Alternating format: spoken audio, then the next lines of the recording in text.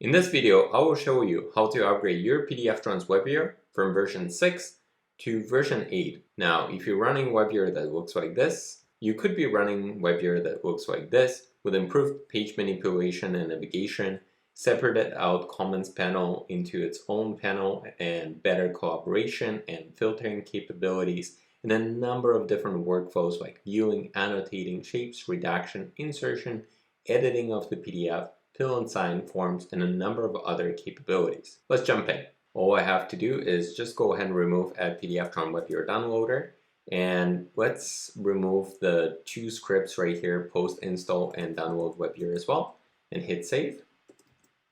Perfect. And now we can go ahead and install the latest PDFTron WebViewer module available. It's a new name now, npmi at pdftron/WebViewer. Go ahead and install. Awesome. And now we can see that we have under our dependencies list, we have at PDFTron WebViewer with version 8.3. So inside of it, we still need to go ahead and copy the necessary assets for PDFTron WebViewer to run. So all we have to do is just go under PDFTron WebViewer, and under public folder, we can copy the core and UI folders from the known modules location at PDFTron WebViewer public into the static asset repository where we have. So we can actually place them instead of lib. We can keep our location where it is, and we can just delete everything inside of this folder. So I can go ahead, select everything here, delete it, and then go ahead and paste the new core as well as the UI. Inside of our index HTML, we no longer need the script reference, so we can go ahead and remove it and hit save. Everything looks good here as well. And now inside of the app.js, if we have something that looks like this, we could go ahead and rewrite it using hooks. However, I will save it for a different video. Inside of it, really the goal is to focus on upgrading the WebViewer. So I'll just go ahead and say import WebViewer from, and it prefills for me as well from PDFTron WebViewer. We no longer need to be grabbing a WebViewer from the window, so we can just go ahead and remove that. And the path is still correct because it's pointing out to our lib, and the initial doc still looks good as well. Now there are some differences on the version 8. The doc viewer and annotation manager are no longer available of an instance. We actually split the library into two, core and UI, and anything related to the core is sitting on the core namespace, and anything sitting on the UI is sitting on the UI namespace, and I will just show you. And the best way to kind of go ahead and figure out what else has changed or any of the breaking changes, you can actually go to pdftron.com, and inside of it, let's go ahead to the developers tab and hit the guides, and we can actually navigate under migration guides that are available at the bottom here, and take a look at migrating to version 8. And as you can see that there are instance namespace adjustments, and that we've broken it up instance core and instance UI, as I have mentioned.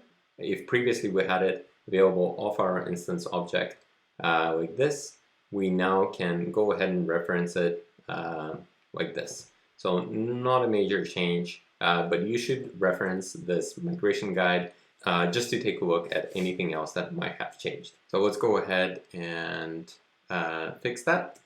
So now we can go ahead and expose core and UI.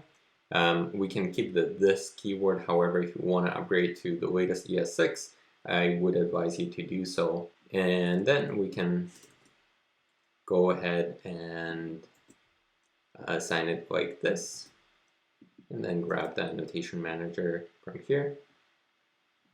And instance is just available of an instance. However, some of those things like open element are now available from the UI, so we can go ahead and do that as well. I believe if we don't catch everything that's currently in place, then we can go ahead and just check the changelog and change the errors that we're getting as well to kind of capture that. So for example, we have a page change event and possibly we're calling some function.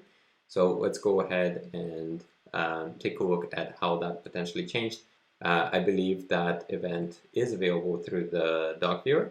So I will just say, so for example, it's just got renamed to the page number updated.